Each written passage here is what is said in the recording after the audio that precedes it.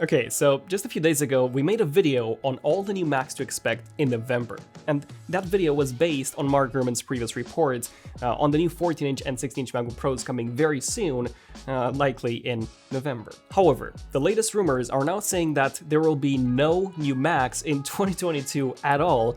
Instead, all of them have been delayed until 2023, and there are three major sources for this. One, there's been a post on Korean tech blog Naver saying that the MacBooks have been delayed until around March. Number two, Apple's earnings report, where Tim Cook literally said that Apple's product lineup is already set for the holiday season. And number three, Mark Gurman has now updated his report saying that the MacBooks have been delayed until the first quarter of 2023.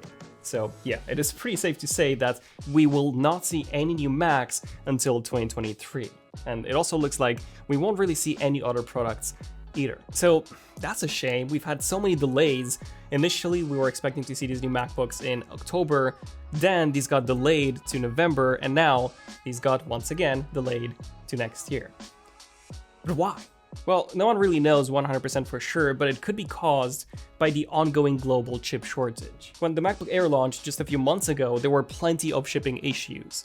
Some buyers had to wait a month, or some even more, to get their hands on the new MacBook Air. Now, if you were to buy a new MacBook Air M2 right now, it would have a 1 or 2 day shipping, so all the issues have been resolved, but you need to keep in mind that the M2 Pro and the M2 Max chips, which would be included in these new MacBook Pros, those are brand new processors which are also more advanced with more cores and therefore also more difficult to manufacture. So I do think that there is a very high chance that Apple would have missed the December holiday period. I'm talking about the general availability. I think another reason why they decided to delay the launch is because of the stock. So they still have a lot of stock left for the current models.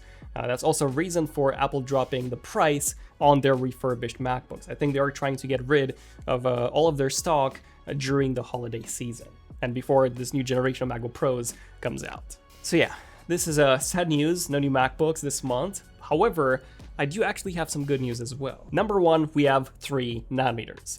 So we've had a lot of contradictory reports over the past few months. Some of them saying that these new M2 Pro and M2 Max chips inside the new MacBook Pros would be based on a 3nm manufacturing process, while other reports were saying that no, it will still be the old 5nm process. However, if these chips are delayed until next year, then it is more than likely that we will see that 3nm manufacturing process. In fact, Mark Gurman literally says the same thing in his latest edition of the Power On newsletter, that this could also be another reason for the delay, Apple wanting to use the 3nm manufacturing process. But okay, what does this actually mean for us users? Well, it means that the chips will be more power efficient, so we will see more performance per watt. Which means that the second good news is that we could also see a longer lasting battery life on both of these new MacBooks. Now, the battery life was good on the M1 Pro models, however, it was quite poor on the M1 Max, especially the 14-inch M1 Max model that I happen to also have and use. The M1 Max had double the GPU cores compared to the M1 Pro model, so of course it consumed more power. So when I saw the rumors that Apple would keep the same 5nm manufacturing process, but then increase the core count even more on both the CPU side and the GPU side, obviously I was assuming that the battery life would be worse with these new chips. However, if they do switch to 3nm, we could actually see a battery life improvement, whilst Apple also improving the core count for both the CPU and the GPU. So that is some awesome news. But something else that is also awesome news is number 3, much faster memory.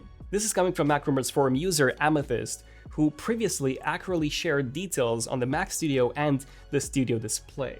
And he's claiming that the new MacBook Pros would now use LPDDR5X memory instead of LPDDR5, which would mean 33% higher bandwidth and also 20% less power consumption. So according to him, the bandwidth would be increased on the M2 Pro chip from 200 gigabytes per second to 300, and then on the M2 Max from 400 to 600. So this means that with the exact same amount of RAM as you would have on an M1 Pro or M1 Max chip, your system would feel faster, and also your GPU would be faster because, as you probably know, the memory on Apple Silicon is shared between the CPU and the GPU. Then another piece of good news would be that we're very likely also going to be getting an updated Mac Studio. So according to the previous rumors, only the MacBook Pros would have gotten the M2 Pro and the M2 Max chips, and then the new Mac Mini would have gotten the M2 Pro and the M2 chip.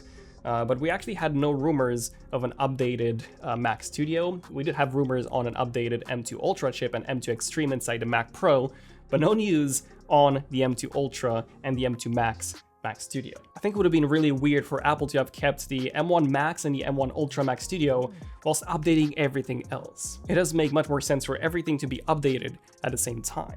And number 5, this is probably the most interesting one, and that is the 15-inch MacBook Air. So I don't know if you guys remember this, but we had some rumors back in June from Bloomberg, Mark Gurman once again, that Apple is working on a larger version of the MacBook Air. One that has the exact same design as the current 13-inch model, but with a larger 15-inch display. Now, what's really interesting about this report is that, can you guess when this new 15-inch MacBook Air was rumored to be released? Yes, that is correct, spring 2023. That's when all the other Macs are also set to be released. And I do believe that this device will be awesome for a lot of people. A super thin and light laptop that also has great performance and great battery life and a large enough display. In a way, it kind of reminds me of the old 15-inch MacBook Pro before Apple switched to the 16-inch model, of course without any of the performance or issues that that model had. I honestly do hope that Apple will add dual monitor support to this 15-inch MacBook Air. Right now, I'm using a 14-inch MacBook Pro, the M1 Max model with a 32-core GPU and 32GB of RAM. And performance-wise, it is way over what I need, so that was a mistake on my end when I initially bought it.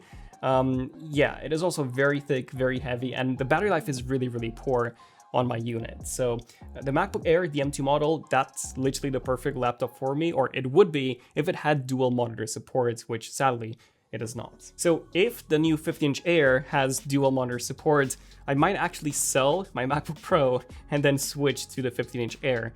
Yeah, I might actually do that. I guess the sixth good news is that we'll very likely have a big Mac event around March or so. That's when the new 14 and 16-inch MacBook Pros will come out with the new M2 Pro and the M2 Max chips, the new Mac Mini with the M2 Pro and the M2 chips, the new Mac Studio with the M2 Max and the M2 Ultra, and of course, this new 15-inch MacBook Air. So what about the Mac Pro? Well, I would say WWDC would make the most amount of sense for that to be unveiled. You know, Apple has already missed that 2-year time frame for the transition from Intel to Apple Silicon on all of their Macs. So I would put my money on WWDC 2023 for the new Mac Pro. Now, if you don't want to wait until early next year to get a new Mac and you want to get one right now, I honestly think that you should look on Apple Refurbished. You can get the M1 MacBook Air for just $850 compared to $1,000, or $760 on Amazon. That's an amazing deal. Link in the description. And then another great deal is getting the 14-inch MacBook Pro, the base model, for just over $1,700 on Apple Refurbished, down from $2,000. But let me know, what do you guys think of the whole MacBook situation right now? And are you gonna wait until 2023 to get a new Mac, or do you plan on getting one right now? I'm Daniel, this has been ZONEofTECH, and I'll see you guys in the next one. ZONEofTECH, signing out. Cheers.